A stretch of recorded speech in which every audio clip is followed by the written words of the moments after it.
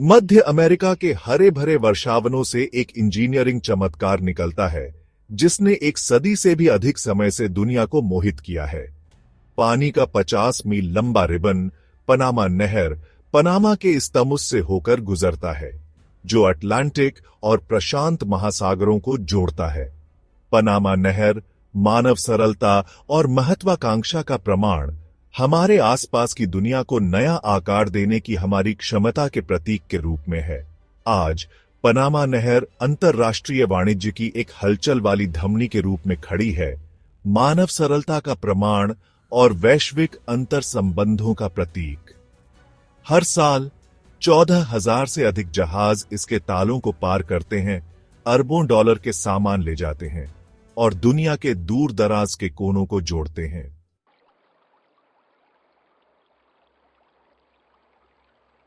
Panama के पार एक ट्रांसिस्थमियन नहर का सपना कोई आधुनिक सपना नहीं है। 16वीं शताब्दी की शुरुआत में खोजकर्ताओं और विजय प्राप्त करने वालों ने भूमि की इस संकीर्ण पट्टी के रणनीतिक महत्व को पहचाना। पनामा के माध्यम से नहर बनाने का पहला प्रयास 1881 में शुरू हुआ, जिसका नेतृत्व महत्वाकांक्षी फ्रांसीसी राजनयिक फर्डिनेंड डी लेसेप्स ने किया। हालांकि पनामा के इलाके की चुनौतियां पीले बुखार और मलेरिया के घातक प्रकोप के साथ दुर्जय विरोधी साबित हुईं। संयुक्त राज्य अमेरिका एक वैश्विक शक्ति के रूप में उभरा, इस तरह के जलमार्ग के रणनीतिक और आर्थिक महत्व को पहचानता था।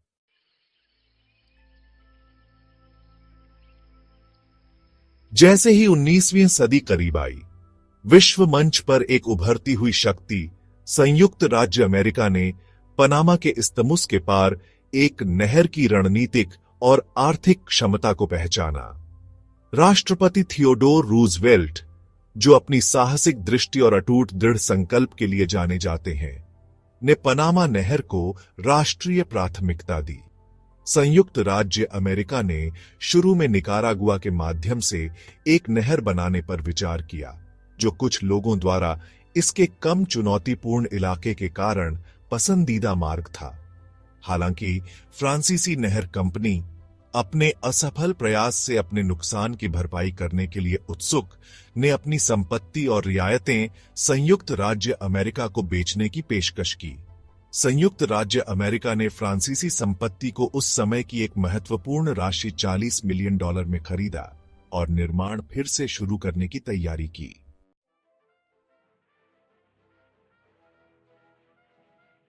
कोलंबिया के साथ गतिरोध से निराश संयुक्त राज्य अमेरिका को पनामा के लोगों में एक इच्छुक भागीदार मिला।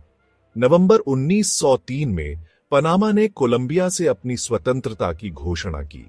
संयुक्त राज्य अमेरिका ने तेजी से कार्रवाई करते हुए नवगठित पनामा गणराज्य को मान्यता दी और कोलंबियाई सैनिकों को हस्तक्षेप करने से रोकने के लिए युद्धपोत भेजे। पनामा की स्वतंत्रता सुरक्षित होने के साथ संयुक्त राज्य अमेरिका ने नवस्थापित पनामा सरकार के साथ हेबुनाउ-वरीला संधि पर बातचीत की। संयुक्त राज्य अमेरिका के लिए अत्यधिक अनुकूल इस संधि ने अमेरिका को पनामा के पार 10 मील चौड़ी भूमि की पट्टी, जिसे नहर क्षेत्र के रूप में जाना जाता है, पर स्थायी नियंत्रण प्रदान किया।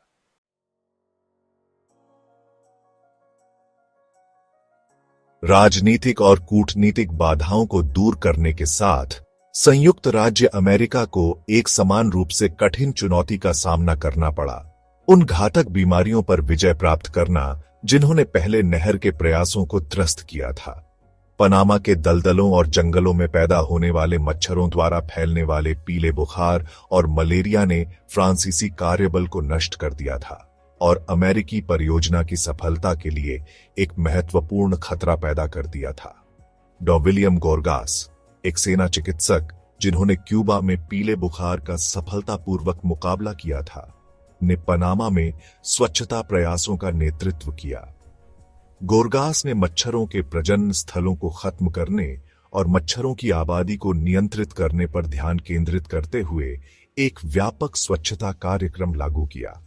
पीले बुखार और मलेरिया की घटनाओं में भारी गिरावट आई, जिससे अनगिनत लोगों की जान बच गई और नहर के सफल समापन का मार्ग प्रशस्त हुआ।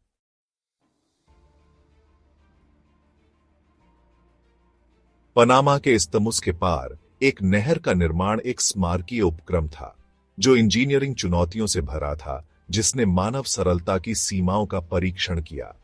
कॉन्टिनेंटल डिवाइड के माध्यम से 9 मील की दूरी पर स्थित कुलेब्रा कट के लिए 100 मिलियन क्यूबिक गज से अधिक सामग्री को हटाने की आवश्यकता थी। इस विशाल कार्य को पूरा करने के लिए संयुक्त राज्य अमेरिका ने भाप के फावड़े, ड्रेज और लोकोमोटिव सहित पृथ्वी पर चलने वाले उपकरणों का अब तक का सबसे बड़ा बेड़ा इकट्ठा किया। इंजीनियरों को पनामा की जलवायु की अप्रत्याशित प्रकृति से भी जूझना पड़ा। व्यापक जल निकासी प्रणालियों को लागू करना और ढलानों को स्थिर करने के लिए नई तकनीकों का विकास करना। उस समय अपेक्षाकृत नए आविष्कार डायनामाइट का उपयोग चट्टानों को नष्ट करने और बाधाओं को दूर करने के लिए महत्वपूर्ण था।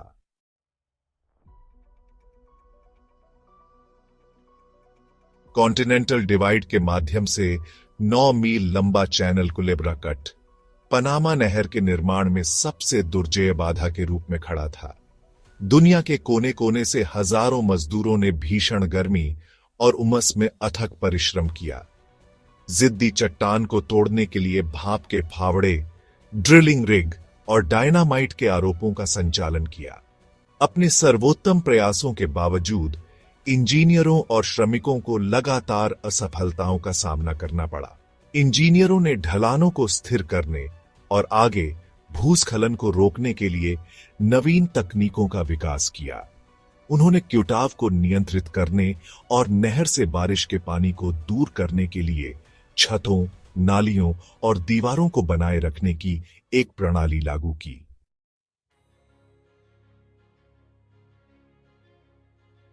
पनामा नहर एक साधारण समुद्र स्तरीय नहर नहीं है। समाधान एक कृत्रिम झील, गैटून झील और तालों की एक श्रृंखला बनाने में निहित है, जो पानी की सीढ़ियों की तरह काम करते हैं। जहाजों को समुद्र तल से झील की ऊंचाई तक उठाते हैं और फिर वापस नीचे लाते हैं। चग्रेस नदी को बांधकर बनाई गई गैटून झील नहर के डिजाइनरों की सरलता का प्रमाण है। जहाजों को समुद्र तल से 75 फीट की गैटून झील की ऊंचाई तक उठाने के लिए इंजीनियरों ने तालों की एक प्रणाली तैयार की। पूरा लॉक सिस्टम इंजीनियरिंग सटीकता का एक सिम्फनी है, जो मानव सरलता और प्राकृतिक दुनिया को फिर से आकार देने की हमारी क्षमता का प्रमाण है।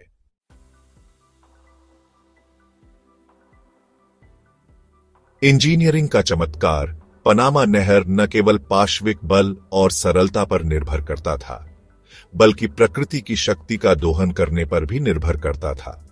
नहर के निर्माण का एक प्रमुख घटक गैटून बांध ने दोहरी भूमिका निभाई। इसने न केवल विशाल गैटून झील का निर्माण किया, जो नहर के संचालन के लिए आवश्यक है, बल्कि इसमें एक अत्याधुनिक जल विद्युत ऊर्जा संयंत्र भी है। उस समय दुनिया के सबसे बड़े बिजली संयंत्रों में से एक, इस बिजली संयंत्र ने नहर के ताले, मशीनरी और प्रकाश व्यवस्था के लिए बिजली उत्पन्न करने के लिए चग्रेस नदी की ऊर्जा का दोहन किया। पनामा नहर का विद्युतीकरण उन इंजीनियरों और श्रमिकों की नवीन भावना का प्रमाण था, जिन्होंने इस परियोजना को जीवंत किया।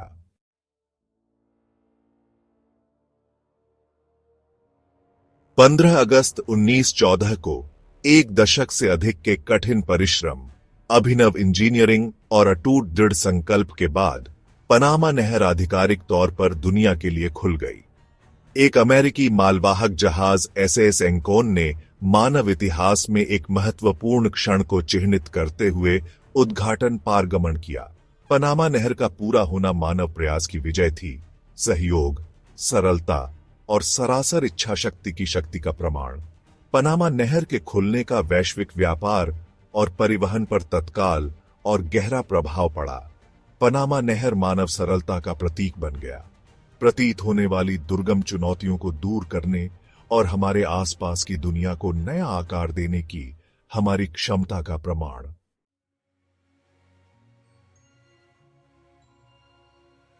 भाग 3, नवाचार की विरासत, पनामा नहर का स्थायी प्रभाव। पनामा नहर वैश्विक व्यापार की एक महत्वपूर्ण धमनी और मानव सरलता का प्रमाण है। इसके ताले और जलमार्ग हर साल हजारों जहाजों के मार्ग को सुविधाजनक बनाते हैं। नहर का प्रभाव व्यापार और परिवहन के दायरे से आगे तक फैला है। इसके निर्माण ने इंजीनियरिंग और चिकित्सा में प्रगति को गति दी। नई तकनीकों और रोग नियंत्रण उपायों के दूरगामी प्रभाव पड़े। पनामा नहर ने भू राजनीतिक परिदृश्य को आकार दिया। संयुक्त राज्य अमेरिका द्वारा इसका नियंत्रण विवाद का स्रोत रहा। 1977 की टोरिजोस कार्टर संधियां, 1999 में पनामा को नहर का हस्तांतरण। पनामा नहर आज अंतर्राष्ट्रीय सहयोग का प्रतीक है। विषय सूची भाग 5 अधिनियम 4 लगभग 3 खंड 1 दुनिया का शॉर्टकट वैश्विक व्यापार और शिपिंग को बदलना। 2 पनामा का प्रवेश द्वार आर्थिक समृद्धि और राष्ट्रीय विकास। 3 भू राजनीतिक धाराएं वैश्विक शक्ति गतिकी पर नहर का प्रभाव।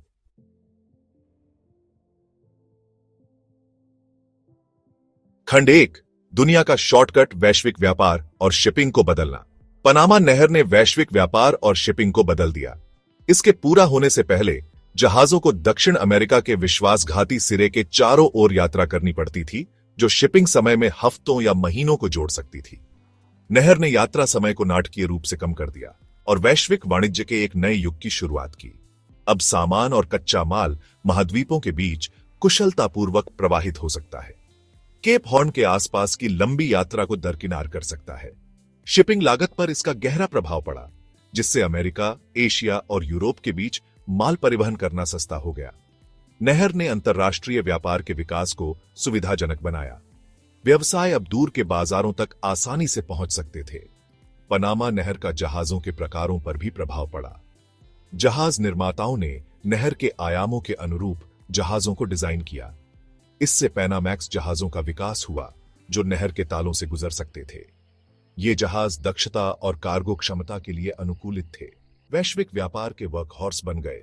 अनाज और तेल से लेकर निर्मित सामान और उपभोक्ता उत्पादों तक सब कुछ परिवहन करते थे। वैश्विक शिपिंग पर नहर का प्रभाव दूरियों को कम करने और लागत को कम करने से कहीं आगे तक फैला हुआ है। इसने शिपिंग कंपनियों के बीच अधिक प्रतिस्पर्धा को भी बढ़ावा दिया, क्योंकि वे बढ़ते ट्रांसोसेनिक व्यापार में अपनी हिस्सेदारी के लिए होड़ कर रहे थे। इस प्रतियोगिता ने बदले में जहाज डिजाइन, रसद और कार्गो हैंडलिंग में नवाचारों को जन्म दिया, जिससे लागत में और कमी आई और वैश्विक व्यापार की दक्षता में वृद्धि हुई। जिससे लागत में और कमी आई और वैश्विक व्यापार की दक्षता में वृद्धि हुई।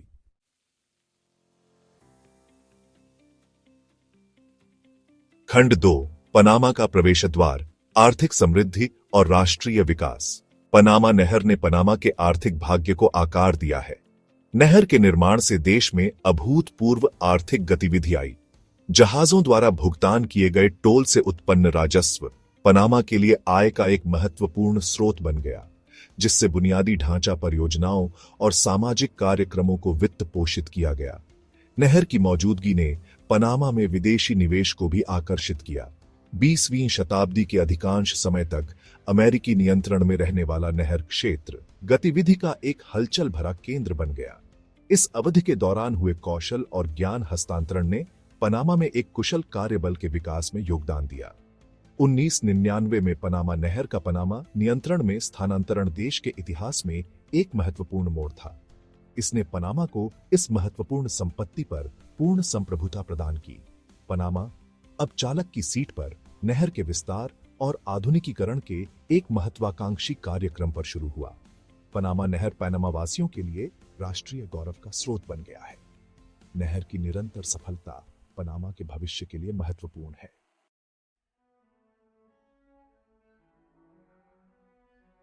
खंड 3 भू राजनीतिक धाराएं वैश्विक शक्ति गतिकी पर नहर का प्रभाव। भूमि के एक टुकड़े के माध्यम से उकेरी गई एक संकरी जलमार्ग पनामा नहर ने अपनी स्थापना के बाद से वैश्विक शक्ति गतिकी पर एक बड़ा प्रभाव डाला है। अटलांटिक और प्रशांत महासागरों को जोड़ने वाले इसके रणनीतिक स्थान ने इसे राष्ट्रों के बीच एक प्रतिष्ठित पुरस्कार बना दिया, जिससे गठबंधन बने, संघर्ष हुए और इतिहास का मार्ग प्रभावित हुआ। संयुक्त राज्य अमेरिका ने नहर के रणनीतिक महत्व को पहचानते हुए 20वीं शताब्दी के अधिकांश समय में इसके निर्माण और नियंत्रण में महत्वपूर्ण भूमिका निभाई। नहर का निर्माण आंशिक रूप से अमेरिकी नौसैनिक शक्ति को बढ़ाने की इच्छा से प्रेरित था, जिससे अमेरिकी नौसेना अपने बेड़े को अटलांटिक और प्रशांत के बीच अधिक आसानी से स्थानांतरित कर सके। अमेरिकी अधिकार क्षेत्र के तहत नहर क्षेत्र इस क्षेत्र में अमेरिकी शक्ति और प्रभाव को प्रदर्शित करते हुए एक रणनीतिक चौकी बन गया। पनामा नहर का नियंत्रण संयुक्त राज्य अमेरिका और कई लैटिन अमेरिकी देशों के बीच तनाव का स्रोत बन गया, जिन्होंने इस क्षेत्र में अमेरिकी आधिपत्य का विरोध किया। 1977 की टोरिजोस कार्टर संधियां, जिसने पनामा को नहर के अंतिम हस्तांतरण का मार्ग प्रशस्त किया, ने भू राजनीतिक गतिकी में एक महत्वपूर्ण बदलाव को चिह्नित किया, तनाव को कम किया और सहयोग के एक नए युग की शुरुआत की। आज पनामा नहर अंतर्राष्ट्रीय सहयोग के प्रमाण के रूप में खड़ी है। पनामा और अंतर्राष्ट्रीय समुदाय द्वारा संयुक्त रूप से प्रशासित एक महत्वपूर्ण जलमार्ग। इसकी निरंतर तटस्थता और पहुंच वैश्विक व्यापार और सुरक्षा के लिए सर्वोपरि है, माल के मुक्त प्रवाह को सुनिश्चित करती है और एक जटिल और परस्पर जुड़ी दुनिया में स्थिरता को बढ़ावा देती है।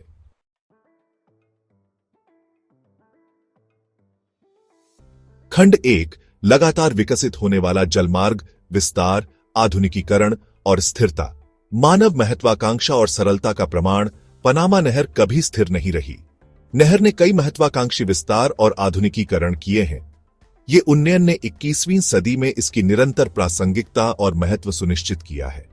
2016 में पूरा हुआ सबसे हालिया और महत्वाकांक्षी विस्तार बड़े तालों के साथ यातायात का एक नया लेन जोड़ा, जो पोस्ट पैनामैक्स जहाजों को समायोजित करने में सक्षम है। यह विस्तार परियोजना अपने आप में इंजीनियरिंग का एक चमत्कार। गहरे ड्राफ्ट को समायोजित करने के लिए नेविगेशन चैनलों की खुदाई और बड़े जहाजों को समायोजित करने के लिए गैटून झील के जल स्तर को ऊपर उठाना शामिल था। अपनी भौतिक क्षमता का विस्तार करने के अलावा पनामा नहर प्राधिकरण ने नहर के बुनियादी ढांचे और प्रौद्योगिकी के आधुनिकीकरण में भी भारी निवेश किया है। खच्चरों के रूप में जाने जाने वाले नए, अधिक कुशल लोकोमोटिव अधिक सटीकता के साथ जहाजों को तालों के माध्यम से निर्देशित करते हैं, जिससे पारगमन समय कम होता है और सुरक्षा बढ़ती है। रियल टाइम डेटा और परिष्कृत एल्गोरिदम का उपयोग करते हुए अत्याधुनिक यातायात प्रबंधन प्रणाली नहर संचालन का अनुकूलन करती है, देरी को कम करती है और थ्रूपुट को अधिकतम करती है। पनामा नहर प्राधिकरण के लिए स्थिरता भी एक सर्वोपरि चिंता का विषय बन गई है।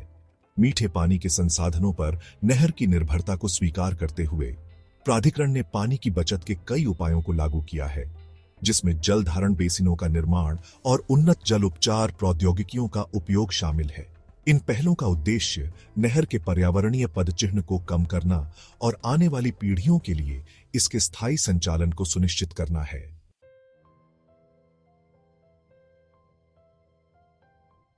खंड 2 भविष्य के लिए एक नहर, बदलती दुनिया की चुनौतियों से निपटना। पनामा नहर वैश्विक व्यापार की एक महत्वपूर्ण धमनी है, जो अवसरों और चुनौतियों दोनों का सामना करती है। जलवायु परिवर्तन, भू राजनीतिक बदलाव और व्यापार पैटर्न नहर की प्रासंगिकता को चुनौती देते हैं। बढ़ता समुद्र स्तर और वर्षा के पैटर्न में परिवर्तन नहर के बुनियादी ढांचे को प्रभावित कर सकते हैं। पनामा नहर प्राधिकरण अनुसंधान और अंतर्राष्ट्रीय सहयोग के माध्यम से इन चुनौतियों का समाधान कर रहा है। भू राजनीतिक बदलाव नहर के लिए अवसर और चुनौतियां दोनों पेश करते हैं। पनामा नहर मानव सरलता और वैश्विक अंतर्संबंध का प्रतीक है, जो 21वीं सदी की चुनौतियों का सामना करने के लिए तैयार है।